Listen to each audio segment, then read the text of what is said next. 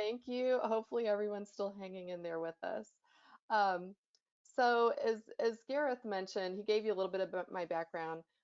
Really, just briefly, what's important to know about me is that in addition to loving HR, he mentioned some of my experience and background, and hopefully what I'm bringing to you in way of perspective is along the lines of someone who's actually had these struggles. Both I've worked as a campus recruiter, an experienced hire recruiter, and an HR practitioner for PricewaterhouseCoopers for about 10 years. I then moved on to a couple other companies as an HR leader. And, I've bought technology of all sizes and shapes, and for different reasons, I've had to make those business cases myself. And as he also mentioned, I was part of working on the solution side as well for a couple years and have since worked as an analyst. So when I look at someone saying, what are the trends? I sort of think of trends as something that has happened that people are starting to do, but I'm also, I love the job because it's a little bit about predicting what's going to happen. And what I found most interesting was that the trends that I will be sort of diving into today with you all, these are trends that we published in January, well before the pandemic had reached this proportion. But what I do hope you'll take away from this is that if trends are, I'm going to use air quotes here, you can't see me, but air quotes, that they're right, it means that they should still apply, regardless of whether or not we're in a pandemic or not. And so for that reason, hopefully you'll walk away with some really valuable things to think about, especially as you're dealing with these in a time of crisis. So in addition to that, I'm a mom of twins, so I'm obviously very busy, and having them at home with me as I work is certainly different, but it's been a really, really good challenge. So today, I thought we would really just break it down into three. We did a report which was quite a bit more extensive, but I thought that instead of starting out with artificial intelligence like I normally would and sort of how there are practical ways to apply that, because of where we are, I think that well-being is more important than ever to think about and to talk about as we approach our use of HR technology and as we think about what we need to do for our organizations going forward. And then I'll wind up by speaking about designing for engagement. So well-being right now, this is a trend that has really developed over the years, but now more than ever, even in this last year, people were spending both more time and more money on tools and solutions, counseling, recognition of various kinds of well-being that needed to be addressed. And we were starting to see this as a trend just in the past couple years. And now, being in the midst of a global pandemic, as you all are probably experiencing yourself, we're all in sort of different states of well-being, not just day to day, but sometimes hour to hour or even minute to minute. And so I thought I would really start with this one because it seems so important right now. Um, in terms of well-being and how that's different maybe and how it's evolving, is that it really is critical to think about all the different aspects. It's not just your physical well-being, although that sort of seems to be the baseline, if you will, the foundation. We all need to make sure that we and our employees are feeling safe and secure, but we're also spending more time and money and attention on mental well-being, really recognizing that employees are impacted by so many things in their workday, and especially now that they may be working from home, or if they're not working from home, they may be in, what's deemed a necessary position where they feel maybe exposed to the virus and exposed to things that they are not able to control very easily. So having a focus on resources to help them manage their feelings, find ways to talk about their feelings. It could include therapists or even just any personal approaches to help ask them about their mental state. I think, we've used things like pulse surveys and different sorts of feedback over the years to varying degrees of success or failure. And now more than ever, some of those pulse survey tools become very critical in managing how your workforce is looking at their mental capacity, again, day to day or sometimes hour to hour. This goes into sort of that emotional well-being. And one thing I really wanted to draw your attention to here in terms of where we are right now is that, when we think about diversity and inclusion in our organizations, emotional well-being is really closely tied to that because people really need to feel like they belong to something. Right now, again, with everyone so separate, they may not be feeling that. And in addition, I was actually just reading a really interesting article.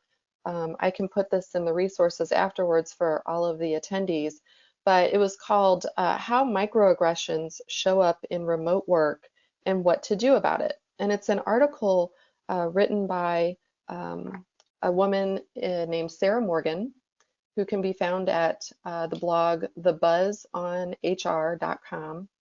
And what was really interesting to me is that now that we are working remote, we're starting to see microaggressions, both implicit and unconscious biases that are showing up. So again, back to emotional well-being, I think it goes beyond what we've traditionally thought about some of these well-being trends. And in the new world of work and how we're dealing with this new normal, we really have to be mindful of some issues and problems we may not have faced before, like these microaggressions through web conferences and webcasts and so forth, because we're allowing people into our homes. If you were able to see me now, you'd be seeing my office, but often people are working from living rooms or kitchens or whatnot, and you can see other portions of their homes, and you may be making either conscious or unconscious decisions about them, and that could certainly hurt certain people. So just something to be thinking about and to be looking and seeking out resources to help you sort of think through that type of well-being.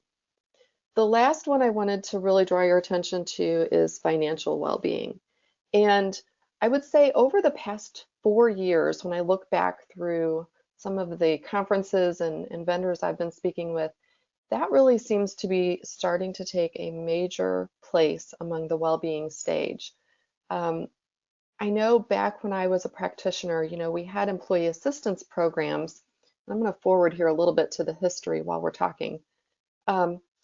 This idea of having financial guidance or some sort of skin in the game with your employees has really only come about in these last few years. If you don't go very far back, just less than 100 years ago, we were just having things like starting to have a 40-hour work week, maybe starting to involve employee fitness centers into organizations, or employee assistance programs, as I mentioned. And while that may have been something of a resource that people could go to, I remember telling employees, oh, if you're buying your first home, we have employee assistance programs that can help give you guidance financially, or if you're maybe buying your first car, things like that. Nowadays, we're seeing that those certain financial programs are becoming much more advanced. And so you can help people plan and save for a variety of life events. You can offer up assistance with financial advisors and planners with an aging population, and many of us who are now having elderly parents to be thinking about. You might have financial needs and questions and need resources around dealing with elder care, for example. So in terms of trends, well-being is such a huge, important trend because we have so many people who are impacted by that. I wanted to give you some stats here, and again, these are US based. However, it does have a little bit of a global component, and I'll share these afterward as well. You can see that things like being mentally well, it really impacts the employee, their family, and the organization, both in a monetary way and in a very, personal way. So I think that it shows that if you were to think about the number of employees you have and your ability to make some investment into their mental and physical and emotional and financial well-being, the rewards far outweigh any of these costs that you might have if you don't sort of offer these up as resources to your employees. Also, in terms of digital impact, digital tools are really good at helping preventing many of the things that can happen. So again, we talked a little bit about EAP there with stress management, but things right now, especially in times where we're under extreme pressure in a crisis, things like mindfulness, um, assisting with physical activities, with your workplace culture and how you're embracing, giving resources around things that people can be doing to reduce that stress, making them feel more comfortable and more valuable. These are all very important and will have a very big impact. And the last thing I wanted to share here about well-being is that PwC recently did a survey. This one was just about not quite a month ago, where they were asking a large number of respondents both how they're handling the overall pandemic, how well-being is being impacted, and whether or not they feel like they have some sort of wellness approach that's going to impact them on a longer term scale. What I am hearing, which is actually quite encouraging, is there are so many employers who are now really starting to think about how to help their employees through crisis or times of stress. And you can see that many people actually are picking up, whether it's a hobby or even a new habit around working out or meditating or just different types of well-being, that they plan on keeping these in their lives. So it'll be interesting to see. Again, this trend has been going for a while and it keeps just morphing year over year. I think these next 6 months will be very, very telling for all of us to see how these play out, how organizations continue to invest, and whether or not there seems to be more in the way of both emotional support and financial support for people as we are starting to see just huge numbers of unemployment globally at this point. The next trend I wanted to touch on was artificial intelligence. And there are many, you could do many, many hours on how this particular trend works and the impact on organizations. But for purposes of today, just to keep it high level, really the thing that might surprise most people is that this evolution of automation and thinking has really been taking place for quite a number of years. I went back and it was, definitely established well back into the 1950s. And so you can see that as we've taken that ability to, make it more than a catchphrase, this use and acceptance and reliance on what machines can do for us, how they can collect data for us, how they can help us make decisions. Even that has progressed pretty rapidly. It was just a couple years ago when I was working in product and, we were thinking about AI in ways of things like, if you ask your solution to give you, how many vacation days do I have? And it could regurgitate what those are.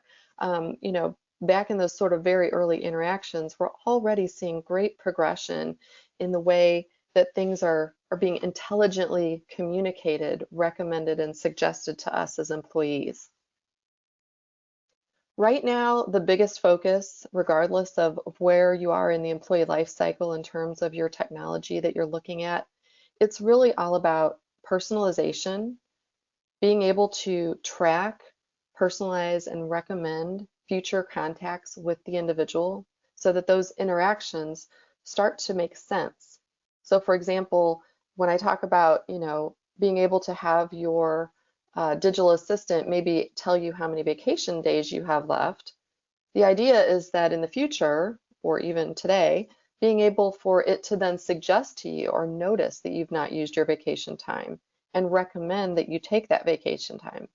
And maybe that next step of the future looks something like, we notice that you have vacation time available. We notice you haven't taken it in quite a while. Would you like me to go ahead and help you book a vacation?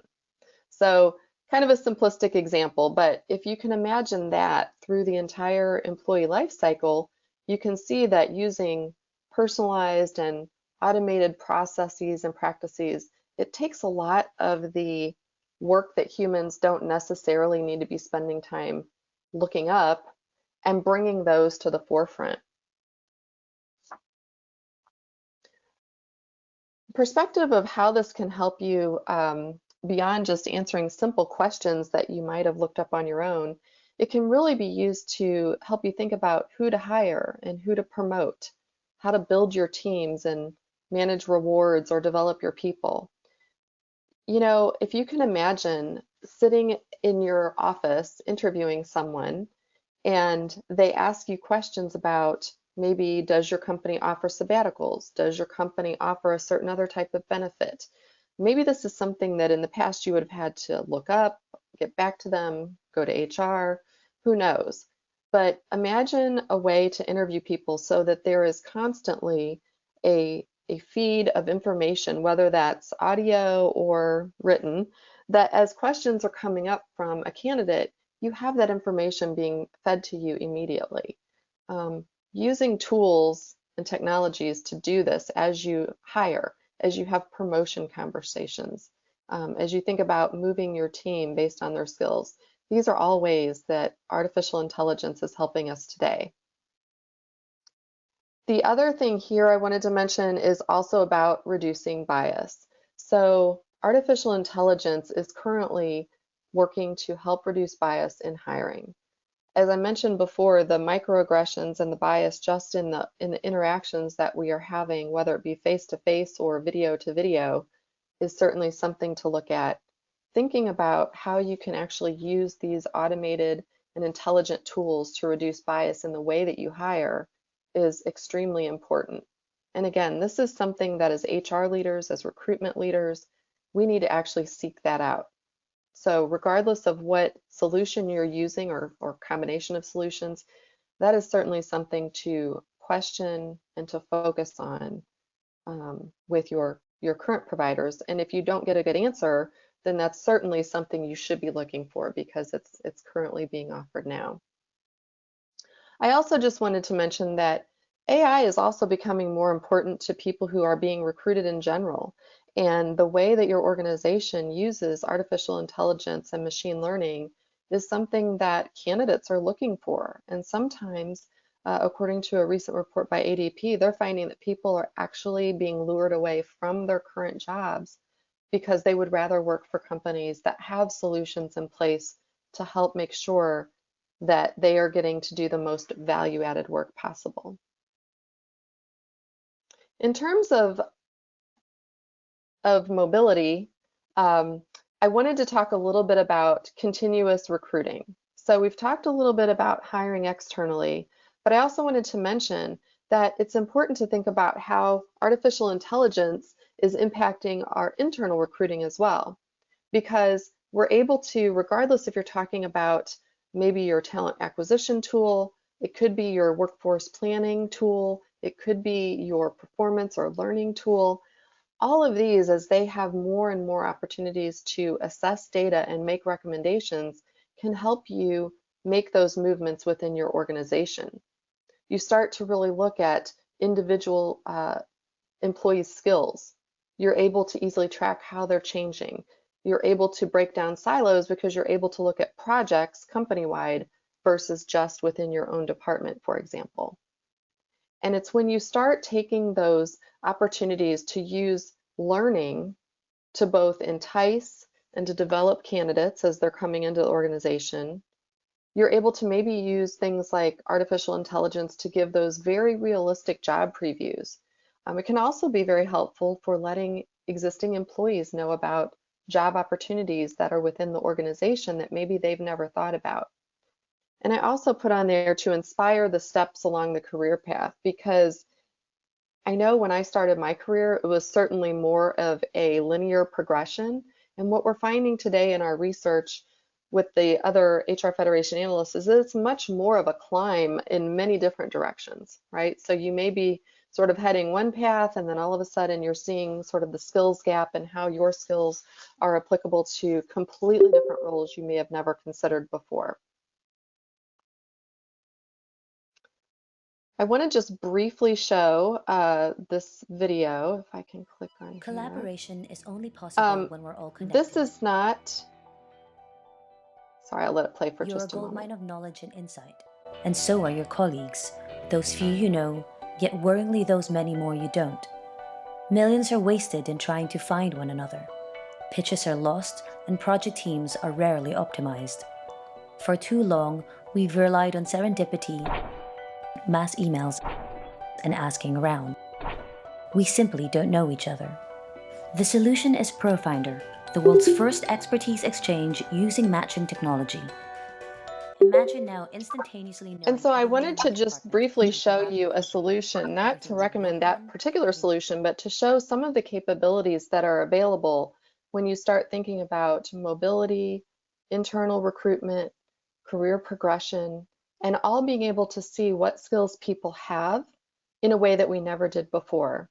Because again, when I think back to just 10 short years ago, when I was an HR leader, being able to know from a global perspective what skills people had in our organization was very, very challenging. And we see nowadays with this technology, you're much more easily able to see what skills people have and how to move them into the right positions.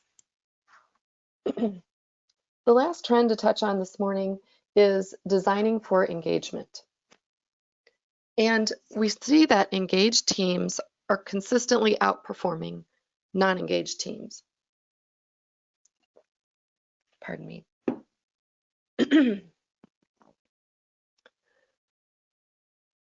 What I wanted to show here is to demonstrate that, we're all familiar with sort of these virtual teams and these cartoon teams, but it really is a good representation of where many of our organizations are. We have people who are made up from very different backgrounds, hopefully very different skill sets, and they may or may not agree upon a certain way to produce a certain outcome. But with the right leadership, being able to design teams that are truly engaged with each other, where you're able to embrace those diverse skills, is the direction that we're trying to go when it comes to the future. When you think about engagement here, I was looking at a recent Gallup poll, and this was in the US, but again, they certainly have facts and figures that back up this from a global perspective. They're saying that the percentage of engaged workers who are involved in, enthusiastic, and committed to work and workplace hovers around 34%. And that's really, it's good because that's about the highest level that they had seen in all the years they had been recording that. What's concerning though is that that leaves about 16.5% who were actively disengaged and potentially looking for other work, and 53% who were just sort of neither. They were right there in the middle. And as I think back through my time dealing with engagement and what to do, it was really not focusing on the people that are most actively engaged, as many of us tend to do. It's actually not focusing on the people that are actively disengaged either, because sometimes those are the people who you're never going to retain, and quite often you may not want to. But it's really using your technology and the information you have to think about sort of that 50-ish% right in the middle who are neither active or inactive when it comes to engagement, and thinking about how do you move them along the continuum of engagement. Because with each percentage point that you can move those people in that neutral zone into the engaged zone, you're going to see quite a bit of reward when it comes to the success of the organization.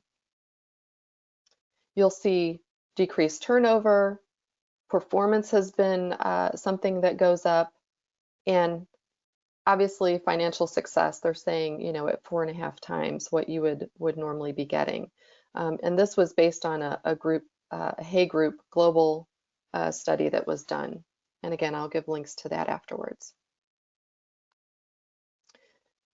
In closing, just to talk a little bit about where we are in terms of making people more engaged with technology.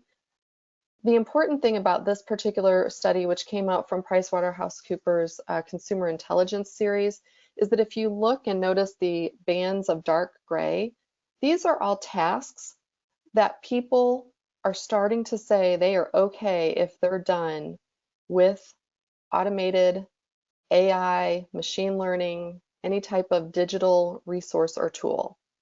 So again, things that are less important to your employees or your candidates is an area for you to start looking at. How can you get them engaged with your technology in those areas?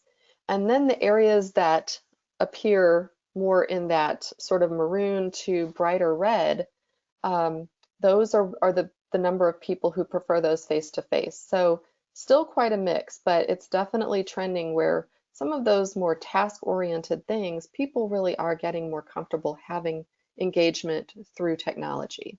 And then that frees up your time to engage with them face-to-face, or now, through Zoom meeting or GoToWebinar or whatnot, in a very different way. It's all about giving feedback, letting people feel like they have autonomy in your organization. They can balance both work and life, which again is going to probably be an area to really focus on now more than ever. Also recognition, making sure that you're understanding what they need now more than ever, and showing them that their work really does make an impact. So in order to apply these trends in your organization, there are many resources out there. I'll point you to two that are completely free resources. The HR Federation has worked on the HR Tech Book, which is where you can actually search for, by topic, any number of organizations that provide the type of solutions you need for some of the trends we talked about today. And then activatehcm.com is a place to go where you can actually see capsules on various HR and recruiting topics that really dive into specifics on how to manage and make changes and recommendations within your organization. So we hope you'll check those out for a more in-depth look. And with that, I will send it back over to Gareth. Thank you so much for asking me to participate today. I encourage you to please connect with me in whatever format is most comfortable. And because, again, we weren't able to show everything as we wanted to, I will make sure that all of the slides and resources are available after today's session. Great. Thank you, Trish. Excellent. Thanks for coming on. It's a shame we couldn't get your camera working. But I know, well, they can see me there in the picture. They can see you in the picture. I'm easy to find. That's great. Thank you very much. Very thought-provoking, and we really, really appreciate your time.